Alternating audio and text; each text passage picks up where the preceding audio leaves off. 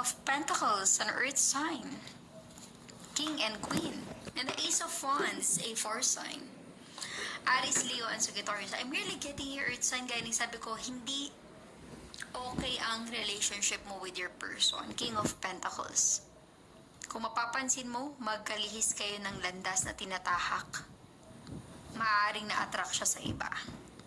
Kaya hindi okay sa iyo ang relationship sa ngayon kasi maaaring ikaw ay nasaktan or na-broken heart.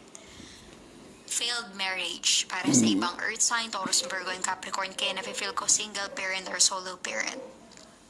Maaaring nagkagusto siya sa iba or nagkaroon siya ng interest sa iba with the Ace of Wands. Dahil may pera, kaya niya na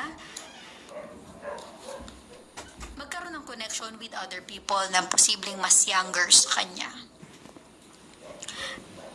Kumbaga, yung King of Pentacles na ito, Earth sign, maaaring marami siyang business. Maganda yung kanyang career, posibleng siya ay boss. Kaya nakukuha niya yung nais niya, yung gusto niya.